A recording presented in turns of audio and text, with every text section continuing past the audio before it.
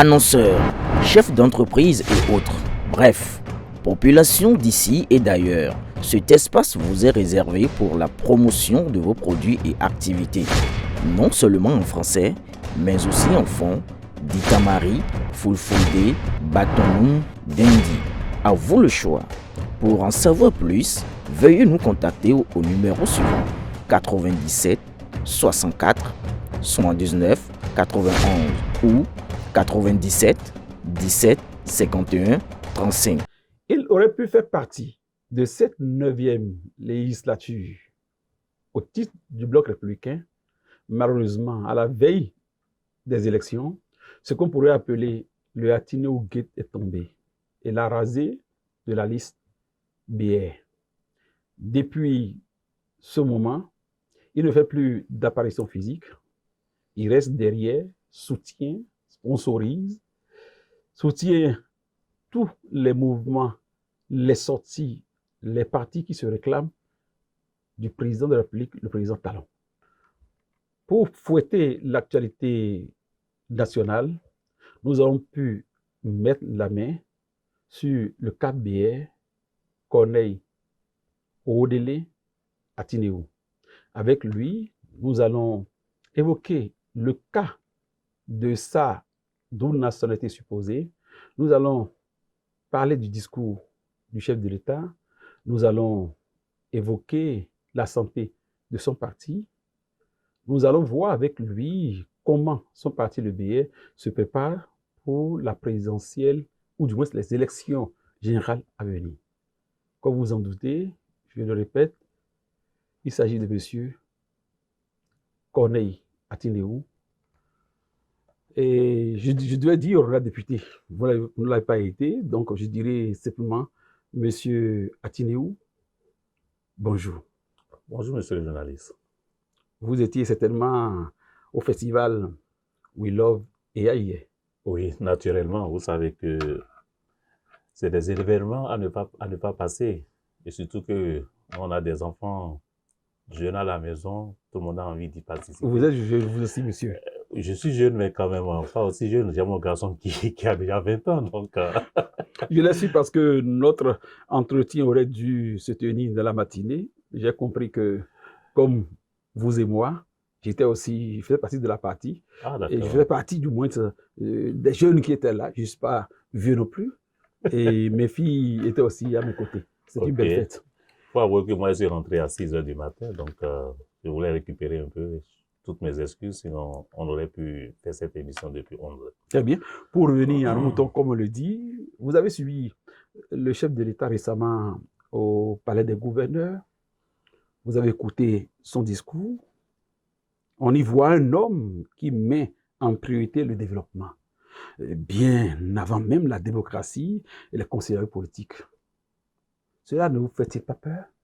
J'ai eu à lire beaucoup de réactions sur les réseaux sociaux, beaucoup qui traitaient ce discours de dictateur, de tout, mais moi, je ne vois pas dans ce sens. Vous savez, le président Talon est un Dieu donné pour le Bénin. Dieu donné. Oui, c'est Dieu qui nous a donné ce président, afin que ce que personne n'a pu faire pour ce pays, qu'il vienne le faire pour nous.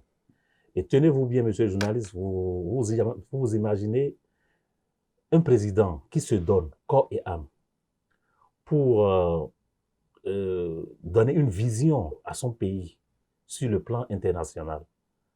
Il y a de quoi qui ne se laisse pas distraire. Excusez-moi le thème, par certains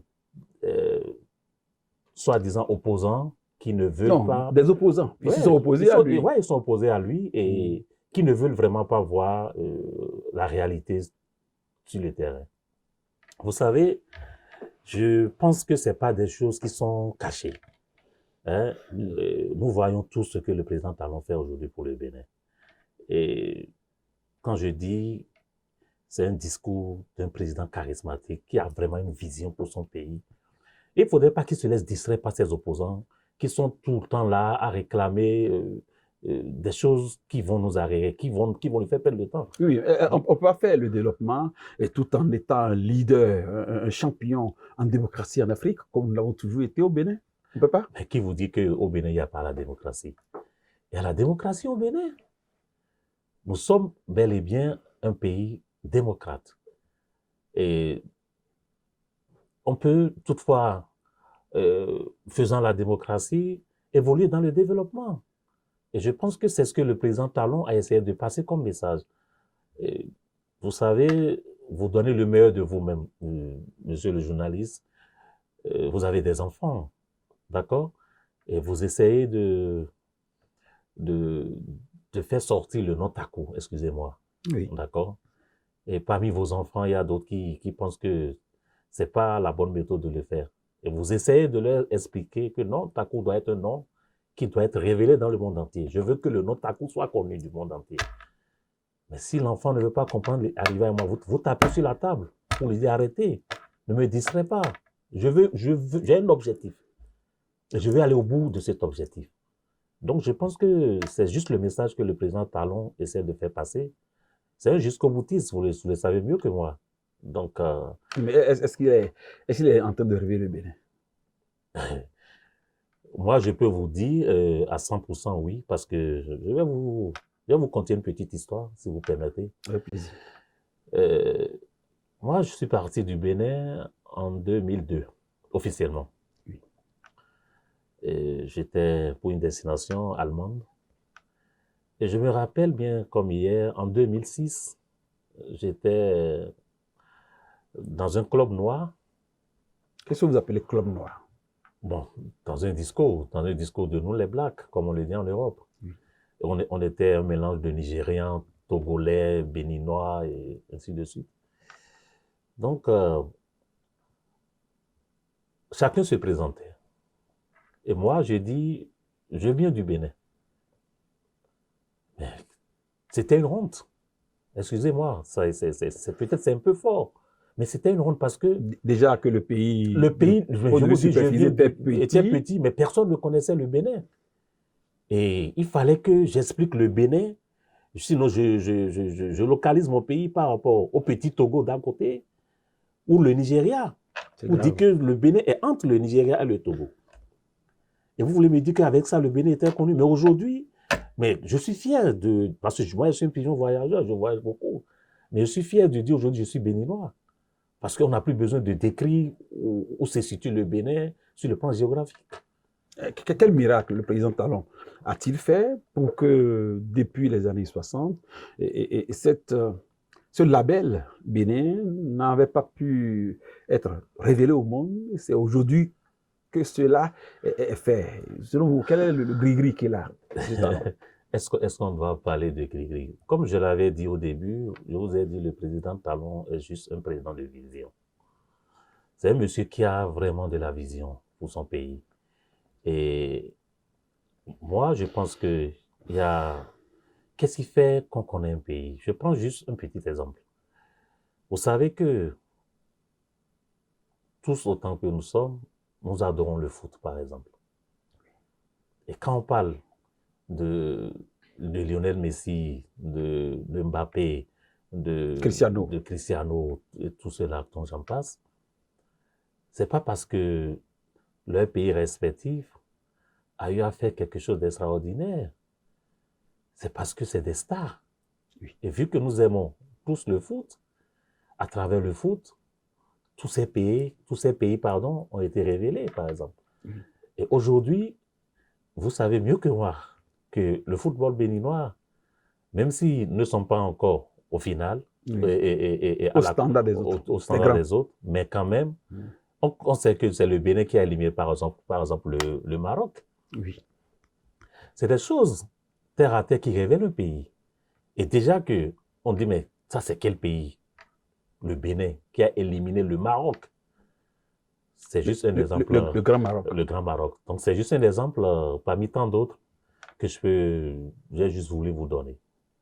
Bon, M. Atineo, certains Béninois, en l'occurrence des jeunes, vous attendez sur la récente liste des ministres conseillers élus, nommés par le chef de l'État. Curieusement, votre nom n'y était pas, est-ce que vous avez été frustré? Parce que vous qui êtes un leader, bien contesté dans votre localité, vous qui êtes jeune, on sait que le président fait la promotion des jeunes. Oui. Votre nom n'y était pas, est-ce que ça vous a frustré un peu? Non, pas du tout. Ça ne m'a pas frustré parce que, vous savez, je vais peut-être me mettre en mode tautologie pour chaque fois répéter la même chose. C'est pas grave. Je vous dis, le président Talon est un président de vision. C'est un monsieur qui sait ce qu'il fait. Il sait qui mettre à la place quand il faut et où il faut. C'est vrai, je suis un leader politique dans la 6e circonscription. Moi, je suis avec les jeunes. Mais quand vous regardez la liste de ces ministres conseillers, et moi, personnellement, je ne trouve pas de faille pour le président Talon. Il a mis des gens expérimentés, des gens vraiment qu'il faut à la place qu'il faut. Je pense que ceux-là sont nos exemples. C'est des gens dont nous... Des aînés. Des aînés. Tu vois, donc, quand on sera à leur niveau, à leur standing, le président Patrice Talon va penser à nous autres aussi, pour nous mettre là où on mérite. Mais quand vous parlez d'aînés, qu'est-ce qui sont... Donnez quelques exemples de personnalités retenues sur cette liste et qui vous rassurent quant à l'objectif visé par le chef de l'État. Quand je prends par exemple le cas de l'honorable Gbadamassi, je crois qu'il est ministre conseiller sur la défense, sécurité, je crois. Oui. Et quand j'ai vu la liste, avec ce titre, ce poste qu'on lui a profilé, j'ai souri. Parce que je lui ai dit, le chef de l'État l'a mis vraiment là où il méritait d'être. le militaire, Pourquoi je le dis, c'est connu aussi de tous. Le ministre Gbadamassi, je peux le dire, il est aujourd'hui ministre. Oui. Quelqu'un est vraiment un homme de défense. Parce qu'il était à la tête d'une commission à l'Assemblée qui Voilà. avait trait Donc, à la défense. Oui. C'est pas un hasard. C'est pas un hasard. Et pour ne pas trop m'attarder sur le cas du ministre Gbadamassi, je peux... Quand on prend par exemple le cas de l'honorable Janvier, sinon du ministre Janvier Awedewou. Vous savez, on était encore très jeunes quand on a vu ce monsieur postuler pour les élections présidentielles déjà dans ce pays. Donc on dira pas que c'est quelqu'un qui n'a pas un niveau politique donné. Donc c'est sûr que le chef de l'État a eu à faire des analyses personnelles et il a vu que ce sont des gens qui sont proches de la population. Surtout que le ministre Janvier Awedewou est quand même le père de Mastersoft. Bien sûr, le père de... Et non seulement ça, jeunes, quand la radio Planète, oui. Si je ne me trompe pas, c'était dans ma rue. J'ai grandi dans cette rue. Donc, c'est un monsieur que je connais personnellement, un monsieur vraiment intellectuel, tu vois. Donc, non, je pense que cette décision de nommer les ministres conseillers était vraiment une très bonne décision de la part du chef de l'État. Et je suis sûr qu'il y aura beaucoup de pays de l'Afrique de l'Ouest qui vont emprunter nos pas. Comme d'habitude, M. Atineou, oui. Vous avez fait cas des réalisations et faites pas le pouvoir de la rupture et qui révèle le Bénin. Oui. Mais dans le même temps, il y a graissement.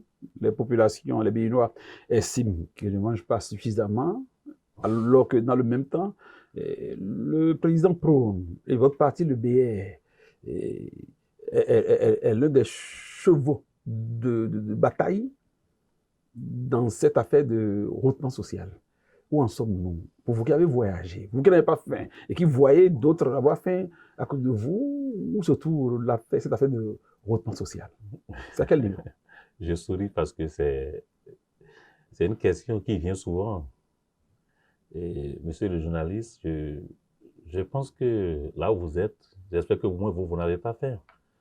Ah non, j'ai faim. Ah bon? Ah bien sûr. Parce que je veux gagner beaucoup d'argent. Non, il y a une nuance. Avoir faim et vouloir gagner beaucoup d'argent, c'est deux choses différentes. Bref, si je dis vous n'avez pas faim, c'est parce que vous savez faire quelque chose. D'accord? Et moi, c'est avec beaucoup de tristesse que j'aborde ce débat, ce sujet, dans votre studio ici, parce que je ne pense pas qu'il y a eu des fonctionnaires béninois qui n'ont pas eu un jour leur salaire. Ça, c'est délicat. Voilà. Donc, et quand on sait faire quelque chose, on va gagner son pain à la sueur de son front. Vous voyez? Quand on dit l'argent ne circule pas, on parle de quel argent qui ne circule pas aujourd'hui au Bénin? Le gombo. Voilà, le gombo. Vous savez, moi, j'ai fait 22 ans en Allemagne. Et avant de créer mon entreprise, j'ai eu à travailler 7 ans pour les Blancs, comme on le dit. Mais quand je sors de ma maison pour aller travailler, je n'espère pas gagner un euro de qui que ce soit. Je me contentais de mon salaire qu'on me virait à chaque date 27, date 28 sur mon compte. Est-ce que vous voyez un peu ce que je veux dire? Oui. Donc, moi, je veux juste que on ne va pas se fâcher pour nos confrères, contre nos confrères, nos compatriotes qui disent qu'ils ont faim, l'argent ne circule pas. Je pense qu'on a besoin de les sensibiliser. Ils ont besoin d'une sensibilisation. Parce que ce gombo dont vous venez de parler, cet argent qui ne circule plus, c'était de l'argent qui était destiné normalement à la caisse de l'État, dont s'accaparaient certains individus dont je préfère taire le nom. On sait dans ce pays, il y a des gens qui se lèvent de chez eux, qui vont au bureau pour dire je veux rentrer aujourd'hui avec 100 millions, je veux rentrer avec 200 millions, et ils arrivent à le faire. Et aujourd'hui, Dieu nous a donné un président qui dit stop à tout ça. Il faut que cet argent dont bénéficient ces individus serve désormais au développement du pays. Et c'est tout. Il n'y a pas la magie. C'est ça qui fait qu'on dit que l'argent ne circule plus. Mais les gens gagnent normalement leur salaire, monsieur le journaliste. Oui. Hein? Vous gagnez normalement votre vie. Non, vous gagnez plus. Vous savez, quand vous voulez plus gagner, vous travaillez 3 fois plus. Moi, quand je voulais plus gagner, je vais vous donner un exemple. J'avais un boulot où je gagnais 6 800 € bruts. Ce qu'on virait sur mon compte, c'était 3 800. Je devais payer le loyer, nourrir ma femme, mes enfants. Vu que ça ne me suffisait pas, je suis parti chercher un deuxième job. Si ça ne suffit pas, on cherche un troisième job, c'est tout. Il ne faut pas attendre à voler. Et quand on vous dit non, on ferme les vannes, on dit l'argent ne circule plus. Oh, comme l'a dit l'autre, un mamie. Donc, c'est la ceinture. Oui. Je vais vous permettre de faire un rapport. Monsieur Atiméou, tout à l'heure, vous avez reconnu que vous étiez au festival We Love EA. Comme moi d'ailleurs. Pensez-vous que ce festival en valait la peine dans un contexte où on dit qu'on a faim, alors qu'on sait que pour réaliser ce type d'événement, peut-être des dizaines de milliards, peut-être aller en fumée. C'est vrai que ça peut rapporter quelque chose, mais est-ce que le jeu en valait la chandelle? Avant de répondre à cette question, je dirais bravo à Lionel. Je parle sincèrement, c'est pour ça que je ne dis pas Monsieur Lionel Talon, je dis bravo à lui. Vous lui ressemblez même. Ah bon?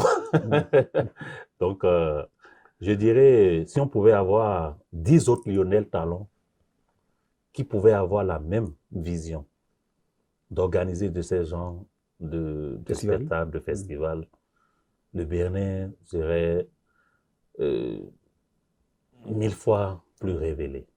Vous savez, ce qui m'enchante dans ce festival culturel que Lionel organise chaque fin d'année, vous allez remarquer que c'est un festival qui est quand même élargi. C'est-à-dire quoi? On a plein d'artistes internationaux qui viennent d'un peu partout. Ce n'est pas un truc qui est concentré que sur les Béninois. D'accord? Et de vous à moi, c'est une forme de tourisme, si je peux me permettre de le dire. Parce que quand tout cela arrive au Bénin, ça fait un plus pour nos hôtels. d'accord? Un plus pour nos supermarchés, un plus pour, même pour nos frères, Tassimoto, nos Gozem, et j'en passe. Et non seulement ça rejoint encore euh, ma toute première explication par rapport à la révélation du Bénin. Tous ces artistes qui viennent de part et d'autre sont des artistes qui sont connus sur le plan international. Ce sont de vrais influenceurs. Ce sont de vrais influenceurs. Et ceux-là se déplacent pour venir au Bénin. Pas comme nos petits gars sur TikTok. Non, ce sont de vrais stars. Voilà. Et c'est des gens qui se déplacent pour venir au Bénin. Et vous imaginez, tous les fans de ces artistes les suivent. Et c'est une façon de révéler plus le Bénin. Mais un pays aussi petit, et tous ces boss, comme on le dit, tous ces vrais artistes, tous ces vrais stars, se déplacent pour venir faire des concerts, mais pour moi, c'est inédit. C'est inédit, merci. C'est inédit. Donc, on ne peut qu'encourager Lionel Talon et prier pour qu'on ait beaucoup d'autres Lionel Talon, pour d'autres innovations qui vont plus révéler le Bénin. Et pour finir, je vais vous dire, quand je lis sur les réseaux sociaux que oui, comme vous venez aussi de le dire, de me poser la question, les Béninois ont faim et qu'on prend des milliards pour gaspiller. Non. Non, on a besoin de sensibiliser la jeunesse pour qu'ils comprennent. Lionel Talon ne prend pas l'argent pour mettre dans sa poche. C'est ce que beaucoup ne comprennent pas. Moi, je peux vous dire que tout ce qui se gagne est investi pour créer des centres de loisirs pour les jeunes, des centres de sport et tout. Donc, il ne faut pas qu'on pense les bénéfices réalisés repartent encore dans l'intérêt des jeunes générations. Oui, bien sûr. Et c'est aussi une autre façon de faire le social qu'on ne voit pas. Donc, c'est pour ça que je dis qu'il faudrait qu'on essaie d'expliquer à la jeunesse certaines choses pour quand même effacer certaines critiques que nous faisons, que les jeunes font. Monsieur Atinéou, à vous entendre, tout est beau au Bénin, tout est clean. On a un génie comme président de la République, quelqu'un qui a de bâton magique fait évoluer les choses comme sur des roulettes. Dans quelques mois, il est appelé à déposer son tablier. Pensez-vous que les Béninois vont regretter le président Talon? Monsieur le journaliste, vous savez, je vais commencer par moi-même. Parce que moi, je le dis, moi, Corneille Atino, je vais vraiment le regretter. Pourquoi je vais le regretter? Vous n'avez même pas été député? Non. Sur lui? Non, même si je n'ai pas été député. Ce n'est pas de ça qu'il s'agit. Mais demain, mes enfants seront fiers, comme je le suis aujourd'hui, de prôner le Bénin, de dire « je suis béninois ». Ils seront fiers d'inviter leurs amis de la diaspora pour dire « venez au Bénin ». On n'a rien à envier aux autres. Et ça, vraiment, moi, je ne vais pas vous mentir, ça serait une grande perte pour nous si le président Talon laisse le Bénin à l'étape actuelle. Vous voulez le revoir encore au pouvoir après 2026? Non, mais si on peut faire cette magie, on n'a qu'à le faire. Sinon, on va tous se regretter. Je vais vous raconter une histoire. Je suis un homme d'exemple, hein, j'aime beaucoup. Oui, c'est pédagogique. Toujours en Allemagne, on discutait avec des Togolais. On appelle ça Afro-Shop. On était dans un Afro-Shop, on buvait. Et les gens, on parlait de la politique et tout. Et il y avait quelques Béninois qui voyaient que le président Talon tenait trop le pays d'un bras de fer qui ne dit pas son nom. Et se plaît. Et comme moi, je suis d'ailleurs un fanatique du président Talon. Moi, je n'ai jamais fait la politique. Auparavant. Mais donc, vous êtes en plein dedans. Je suis en plein dedans parce que j'ai un président qui me donne envie de faire la politique. Et peut-être quand le président Talon va partir, peut-être je vais quitter la politique. Ça, je vous le dis. Parce qu'il était celui-là qui m'a inspiré à commencer la politique. Avant, personne ne me connaissait en politique. Je suis un homme d'affaires, je suis un opérateur économique, je fais mes va-et-vient, c'est tout. Mais quand vous avez un président comme le président Patrice Talon, il vous inspire. On a envie d'apprendre de ce monsieur. C'est un génie. Comme ça, je l'ai dit tout à l'heure, c'est un Dieu donné. On ne connaît pas sa valeur, mais on va beaucoup le regretter quand il va partir. C'était juste une parenthèse. On buvait, on parlait de la politique et tout. Et c'était entre nous les Béninois. Donc le débat a pris une tournure et moi, comme d'habitude, là où on veut mal parler du président Talon, moi... Tu dégaines, vous dégainez pas. Voilà, je dégaine. Et il y a un Togolais qui suivait le débat. Il vient, il dit, vous les Béninois, vous ne savez pas ce que Dieu vous a donné. Un Togolais. Un Togolais. Il dit, vous les Béninois, vous ne savez pas ce que Dieu vous a donné. Permettez-nous d'échanger le président Talon contre Fort. On vous envoie Fort et vous nous envoyez le président Talon. Nous, on sera fiers, on va manger. Et quand il a dit ça, pour moi, le débat était clos. Il dit, vous voyez, un Togolais vient de conclure le débat. Donc, c'est pour vous dire que ceux de l'extérieur, ceux-là qui ne sont pas des Béninois, voient encore mieux ce que le président Talon fait pour nous dans notre pays. Mais, je dirais pas, parce qu'on est aigri, excusez-moi, on ne veut pas voir l'autre réussir. Voilà. Et c'est très mauvais. Et je profite pour saluer un grand homme de ce pays, malgré qu'il soit opposant, qui a quand même reconnu les mérites du président Talon. Vous parlez de qui? Je veux parler du président Nicéphore Soglo. Malgré qu'il est opposant, quand il était parti à la GDZ, je ne sais pas si vous avez suivi. J'ai suivi. Vous avez vu sa réaction. C'est ça. C'est pas parce qu'on est opposant qu'on ne va pas voir ce qui va vraiment de mieux dans ce pays. Et là, j'ai vraiment apprécié la réaction du président Nicéphore Soglo parce que il a voix Djekinton unique pas. Répétez ça en anglais et en allemand, on va voir. Avo Djekinton unique pas en allemand. Avo Djekinton unique pas en allemand, mais vous m'envoyez vraiment un peu loin. Un peu loin. Mais bon, on dira juste wenn ihre Feinde gut aussieht, muss die Wohlhaben das zu belohnen.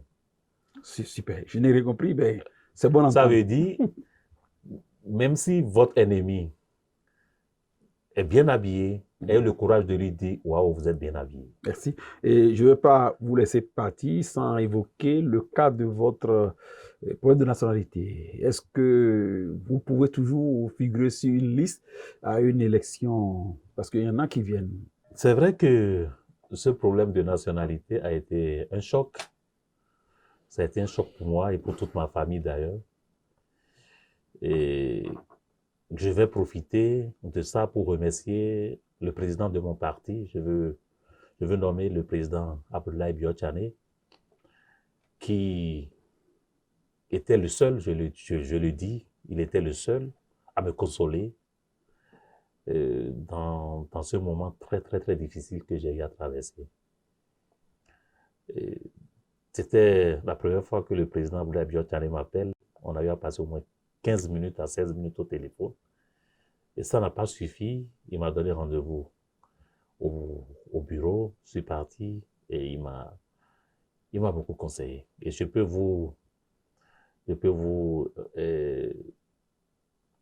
me confier à vous aujourd'hui pour vous dire que si je suis toujours dans la politique, c'est grâce à mon président, au président du parti BR. Donc, je passe par là pour lui dire merci. Merci pour m'avoir soutenu. Vous savez, j'ai juste vu la méchanceté béninoise. Parce que M. Atinéou est venu dans la politique. Beaucoup ont vu leur intérêt menacé. Et il fallait créer quelque chose pour l'effacer. Parce que je dérangeais. C'était tout. Sinon, je ne sais pas si un Allemand s'appelle Atinéou. Ça va être Atinéoun? Hein? Ça devait être Atinéoun.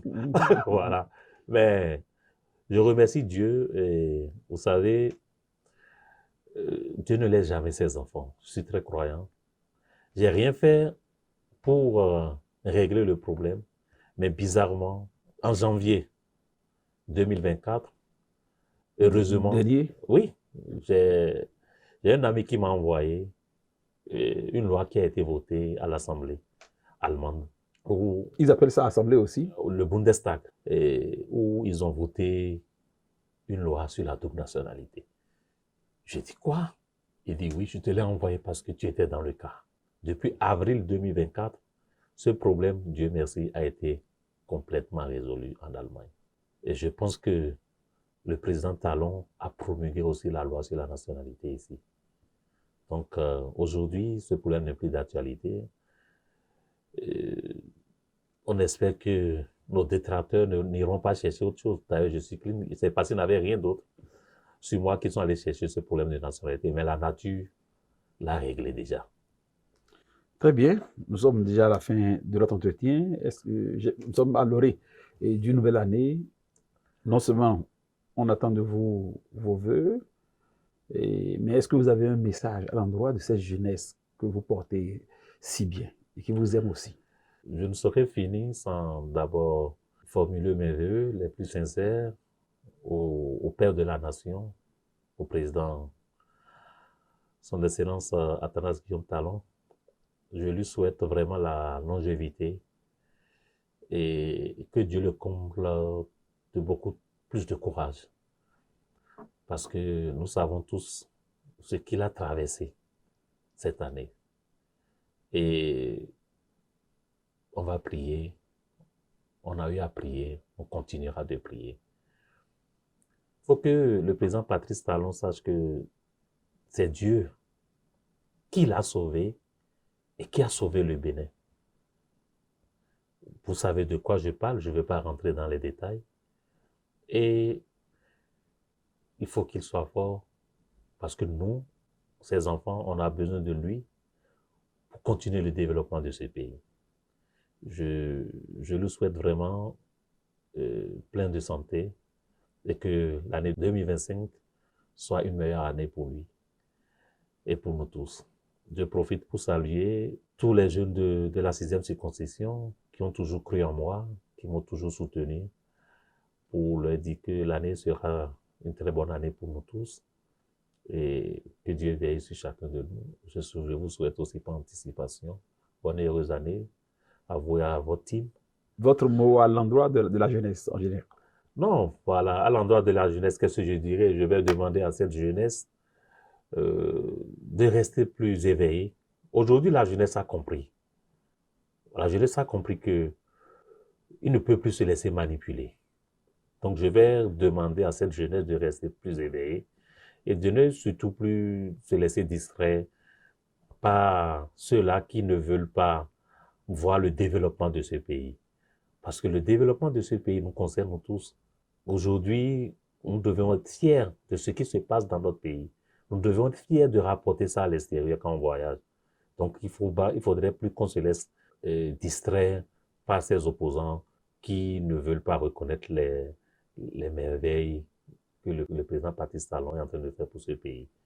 Ils ont eu à faire leur temps. Voilà, même si je ne suis pas né en 1960, quand même je suis né en 1978. Et de 1978 jusqu'à aujourd'hui, j'ai 46 ans. Je peux dire que c'est en 10 ans qu'on peut être fier de dire qu'on est béninois sur le plan international. Donc ne nous laissons pas distraire par ces oiseaux de mauvais aigus qui n'arrêtent pas de freiner l'élan de développement du président Talon. La jeunesse est invitée à participer au développement de ce pays.